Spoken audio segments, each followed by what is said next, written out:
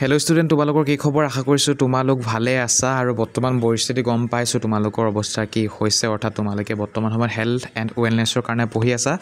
গতিকে health and ৱেলনেছৰ কিছুমান important question আৰু আনচাৰ এই ভিডিঅ'টোত আলোচনা কৰিম। মনত ৰাখিবা, এই ভিডিঅ'টো 100% কমন পৰিব তোমালোকৰ এক্সামত, সেয়া নহয়, কিন্তু ইম্পৰ্টেণ্ট হয়, বহুত বেছি ইম্পৰ্টেণ্ট এইকেইটা প্ৰশ্ন হয় আৰু ৰিপিট আহি থাকে। বা ক'ব গ'লে বৰ্তমান সময়ত যিহেতু তোমালোকৰ কম সময় আছে, গতিকে এইকেইটাই তোমালোকে চাই যোৱাটো তোমালোকৰ কাৰণে ভাল হ'ব বা এইকেইটাই তোমালোকৰ অহা সম্ভাৱনা বহুত বেছি আছে। চ' তোমালোকে চোৱা, মই জেমিনিৰ সহায়ত এইখিনি আনচাৰ বা কুৱেশ্যন আনচাৰখিনি মই তোমালোকৰ কাৰণে অনুসন্ধান কৰিছোঁ, অলপমান ৰিচাৰ্চ কৰিছোঁ, তাৰপাছত এনেদৰে তেওঁলোকে দিছে। ঠিক আছে, সকলোখিনি পৰ্যালোচনা কৰাৰ পাছত গতিকে কি কি প্ৰশ্ন আছে চোৱা। প্ৰথমতে চোৱা, সুৰ WHO স্বাস্থ্যৰ সংজ্ঞা আৰু উপাদানসমূহ। তো তোমালোকে নিশ্চয় জানা 2023 আৰু 2024 ৰিপিট আহি আছিলে, অৰ্থাৎ দুটা বৰ্ষতে আহিছে তোমালোকৰ WHO স্বাস্থ্যৰ সংজ্ঞাটো। গতিকে স্বাস্থ্যৰ সংজ্ঞাটো এইবাৰো আহিব পাৰে, কাৰণ তোমালোকে যদি চিলেবাছ চোৱা তেনেহ'লে প্ৰথমতেই WHO সংজ্ঞাটো বুলি ডেফিনেশ্যন বুলি লিখা আছে বা ডেফিনেশ্যন বুলি তোমালোকে নিশ্চয় দেখিবা চিলেবাছত। গতিকে এই প্ৰশ্নটো অহা চান্সটো আছে, গতিকে এইবাৰো আহিব পাৰে। গতিকে তোমালোকে এইটো জানি থ'বা, ঠিক আছে, যে WHO কি কৈছিলে স্বাস্থ্যৰ সংজ্ঞাৰ ওপৰত আৰু উপাদানসমূহ কি কি হয় সেইখিনি তোমালোকে চোৱা। আৰু WHO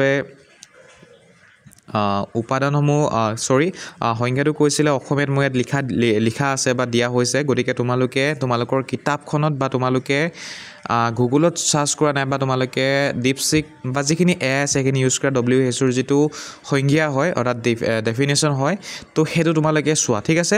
তো ইয়াত অলপমান বানানো ভুল আছে চাগে, তোমালোকে চাই লোৱা ভালকৈ।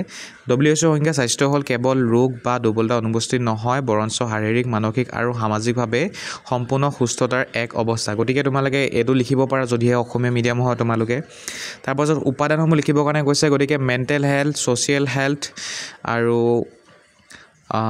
ফিজিকেল হেল্থ, এইখিনি বিষয়ে লিখিব লাগিব আমি উপাদানসমূহ। গতিকে 5টা আছে উপাদান, ঠিক আছে। 5টা উপাদানৰ ভিতৰত প্ৰথমটো হৈছে শাৰীৰিক স্বাস্থ্য। শৰীৰটোৱে সঠিকভাৱে কাম কৰা আৰু ৰোগমুক্ত থকাকে কোৱা হয় শাৰীৰিক স্বাস্থ্য, এইটো মনত ৰাখিবা। তাৰপিছত 2 নম্বৰ আছে মানসিক স্বাস্থ্য, মানসিক চাপ নিয়ন্ত্ৰণ কৰা আৰু সঠিক সিদ্ধান্ত ল'ব পৰা ক্ষমতা, এইটো জাষ্ট তোমালোকে মনত ৰাখিবা। 3 নম্বৰ কৈছে সামাজিক স্বাস্থ্য, আনৰ লগত ভাল সম্পৰ্ক গঢ়ি তোলা আৰু সমাজে বিচৰা দায়িত্ব পালন কৰা। তাৰপৰা 4 নম্বৰ কৈছে আধ্যাত্মিক স্বাস্থ্য, জীৱনৰ অৰ্থ আৰু উদ্দেশ্য বিচাৰি পোৱা, শান্তি, মূল্যবোধ, আশা। তাৰপাছত 5 নম্বৰত আমি লিখিব পাৰোঁ সুস্থতা, ঠিক আছে, ৱেলনেছ বুলি কয় ইংৰাজীত, আমি অসমীয়াত সুস্থতা বুলি কওঁ ইয়াক। গতিকে সুস্থতাৰ বিষয়ে আমি লিখিব পাৰোঁ উপাদান। আৰু ইয়াত তোমালোকে নিশ্চয় দেখিছা, স্বাস্থ্য উন্নত কৰিবলৈ লোৱা এক সক্ৰিয়, বহুমাত্ৰিক আৰু অহৰহ প্ৰচেষ্টা। গতিকে এইকেইটা তোমালোকে চোৱা, ঠিক আছে। যদিহে তোমালোকে ইয়াৰ পৰা লিখিম বুলি ভাবিছা, লিখি লোৱা, মূল কথাটো কি হয় সেইটো মাত্ৰ বুজা। মুখস্থ যদি কৰা তেনেহ'লে টাইম বহুত কম আছে, নিশ্চয় জানা তোমালোকে, গতিকে মুখস্থ নকৰিবা। ইয়াৰ মানেনো কি হয় সেয়া জাষ্ট তোমালোকে জানি লোৱা, বুজি লোৱা, পঢ়ি লোৱা, ঠিক আছে। আৰু পৰাপক্ষত মই যিহেতু পঢ়িয়ে দিছোঁ, গতিকে শুনা মই কি পঢ়িছোঁ, ঠিক আছে। তো মই এইখিনি পঢ়ি দিয়া নাছিলোঁ উপাদানবোৰ সম্পূৰ্ণকৈ, গতিকে সম্পূৰ্ণকৈ মই পঢ়ি দিছোঁ। 1 নম্বৰ শাৰীৰিক স্বাস্থ্য, শৰীৰটোৱে সঠিকভাৱে কাম কৰা আৰু ৰোগমুক্ত থকা কোৱা হয় শাৰীৰিক স্বাস্থ্য। সুষম আহাৰ, ব্যায়াম, নিদ্ৰা আদিৰ জৰিয়তে শাৰীৰিক স্বাস্থ্য উন্নত কৰিব পাৰি বা ভাল হয়, ঠিক আছে। তাৰপাছত 2 নম্বৰ হৈছে মানসিক স্বাস্থ্য, মানসিক চাপ নিয়ন্ত্ৰণ কৰা আৰু সঠিক সিদ্ধান্ত ল'ব পৰা ক্ষমতা। যদি আমাৰ মানসিক স্বাস্থ্য বেয়া হৈ থাকে তেনেহ'লে আমি মানসিক স্বাস্থ্য ভাল থকা বুলি আমি ক'ব নোৱাৰোঁ। যদি আমাৰ চাপ লৈ থাকোঁ, আমাৰ মাইণ্ডে যদি বহুতখিনি টেনশ্যন লৈ আছে, এতিয়া এক্সামৰ তোমালোকে টেনশ্যন লৈ আছা, গতিকে এক্সামত টেনশ্যনত কি হয়, আমাৰ মানসিক স্বাস্থ্য ভালে নাথাকে। গতিকে মানসিক স্বাস্থ্য নিয়ন্ত্ৰণ যেতিয়া আমি কৰিব পাৰোঁ বা যেতিয়া আমি সঠিক এটা সিদ্ধান্ত ল'ব পাৰোঁ, তাক কোৱা হয় মানসিক স্বাস্থ্য, ঠিক আছে। এইটো ভাল হ'ব লাগিব, তেতিয়া মানে মানসিক স্বাস্থ্য ভাল বুলি আমি ক'ব পাৰোঁ। তাৰপাছত 3 নম্বৰ হৈছে সামাজিক স্বাস্থ্য, আনৰ লগত ভাল সম্পৰ্ক গঢ়ি তোলা আৰু সমাজে বিচৰা দায়িত্ব পালন কৰা। সামাজিক স্বাস্থ্য, আমি সমাজৰ লগত যি সম্পৰ্ক ৰাখিছোঁ সেয়া ভালদৰে আমি যদি ৰাখিছোঁ তেনেহ'লে তাক কোৱা হয় সামাজিক স্বাস্থ্য, ঠিক আছে। মানে সমাজৰ লগত সম্পৰ্ক ৰখাকে কোৱা হয় সামাজিক স্বাস্থ্য। যদিহে সমাজৰ লগত আমাৰ পৰিৱেশ বেয়া হৈ আছে, অৰ্থাৎ সমাজৰ যদি মানুহৰ লগত যদি বেয়া হৈ আছে আমাৰ, তেনেহ'লে ইয়াক ক'ব পাৰোঁ আমি যে সামাজিক স্বাস্থ্য আমাৰ বেয়া। তাৰপাছত 4 নম্বৰত আছে আধ্যাত্মিক স্বাস্থ্য জীৱনৰ অৰ্থ আৰু উদ্দেশ্য বিচাৰি পোৱা আমাৰ আধ্যাত্মিক স্বাস্থ্য মানে হৈছে যে আমি আমাৰ জীৱনৰ যিটো লক্ষ্য আমি কি কৰাটো উচিত বা কোনটো কৰিলে আমি শান্তি পাম তাকে কোৱা হয় আচলতে আধ্যাত্মিক স্বাস্থ্য ঠিক আছে শান্তি মূল্যবোধ আশা আমাৰ কি আশা আছে সেইখিনিকে কোৱা হয় আধ্যাত্মিক স্বাস্থ্য হয়তো ধৰ্ম ক্ষেত্ৰতো হ'ব পাৰে যে ধৰ্ম আমাৰ আধ্যাত্মিক আস্থা আছে গতিকে সেইটো হ'ব পাৰে তাৰপাছত 5 নম্বৰ আছে সুস্থতা স্বাস্থ্য উন্নত কৰিবলৈ লোৱা এক সক্ৰিয় বহুমাত্ৰিক আৰু অহৰহ প্ৰচেষ্টা আমাৰ স্বাস্থ্যটো আমি সদায় ভালে ৰাখিবৰ কাৰণে চেষ্টা কৰোঁ গতিকে সুস্থতা মানে কি সেইটোৱে তোমালোকে নিশ্চয় বুজি পাইছা তাৰপাছত 2 নম্বৰ আছে মন আৰু শৰীৰৰ সংযোগ ঠিক আছে এইটো তোমালোকে চাবা মাইণ্ড বডি কানেকশ্যন তো স্বাস্থ্যৰ ক্ষেত্ৰত মন আৰু শৰীৰ সংযোগৰ অৰ্থ কি হয় ইয়াত অৰ্থ চোৱা মানসিক অৱস্থা অৰ্থাৎ চিন্তা আবেগ আৰু শাৰীৰিক স্বাস্থ্য পৰস্পৰে ওতঃপ্ৰোতভাৱে জড়িত হোৱাকে কোৱা হয় মানসিক অৱস্থা স্বাস্থ্য ক্ষেত্ৰত মন শৰীৰ সংযোগ বুলি কোৱা হয় ঠিক আছে অৰ্থ এইটোৱে হয় জাষ্ট তোমালোকে লিখি দিবা তাৰপাছত প্ৰভাৱ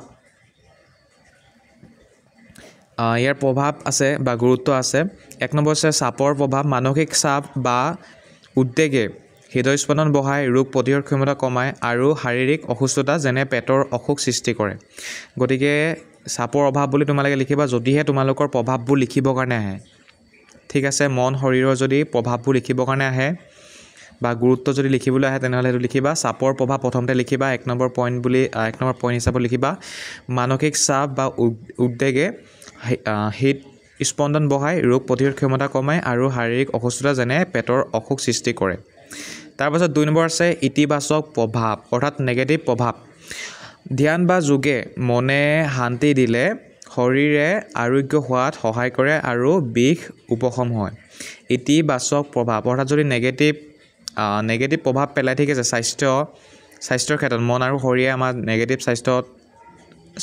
নেগেটিভ প্ৰভাৱ পেলায় সেইটো তোমালোকে লিখিবা তাৰপাছত আছে 3 নম্বৰ আন্তঃ সম্পৰ্ক শাৰীৰিক অসুস্থতাই যেনে দীৰ্ঘদিনীয়া বিষ মনত হতাশা ডিপ্ৰেশ্যন সৃষ্টি কৰিব পাৰে ঠিক আছে তাৰপাছত 4 নম্বৰ সমাধান সুস্থ মন শৰীৰৰ বাবে যোগ ধ্যান আৰু সুষম নিদ্ৰাৰ প্ৰয়োজন চোৱা ছাত্ৰ ছাত্ৰীসকল ভিডিঅ'টো মই সোনকালে বনাইছোঁ তাৰ কাৰণে শব্দবোৰ কওঁতে বা বুজাওঁতে খেলি মেলি হ'ব পাৰে বা বুজি পাওঁতে অলপ তোমালোকৰ প্ৰব্লেম হ'ব পাৰে গতিকে সেইটো কথা তোমালোকে বুজি লোৱা ঠিক আছে লাষ্ট টাইম যিহেতু গতিকে ভিডিঅ'টো সোনকালে যিহেতু বনাই পিনি আপলোড কৰিব লগা হৈছে বা কোনো ধৰণৰ মানে ইমান চোৱা নাই মানে ঠিক আছে তো কিছুমান শব্দ ভুলো থাকিব পাৰে সেইকেইটা শুদ্ধ কৰা বাট এইখিনি অভাৰঅল মানে চাই যোৱা তাৰপাছত আছে ডিজিটেল কল্যাণ ঠিক আছে ডিজিটেল কল্যাণ মানে কি হয় নিজৰ জীৱনত ইয়াক বৃদ্ধি কৰাৰ উপায় লিখা সেইখিনি লিখিবৰ কাৰণে কৈছে অৰ্থাৎ ডিজিটেল কল্যাণ মানে কি তোমালোকে যি নিশ্চয় জানা মোবাইল ফোন ইণ্টাৰনেট আমি ইত্যাদি হ'ব ব্যৱহাৰ কৰোঁ গতিকে এইখিনিক যদি আমি ভালকৈ যদি ব্যৱহাৰ নকৰোঁ আমি যদি জোখতকৈ বেছি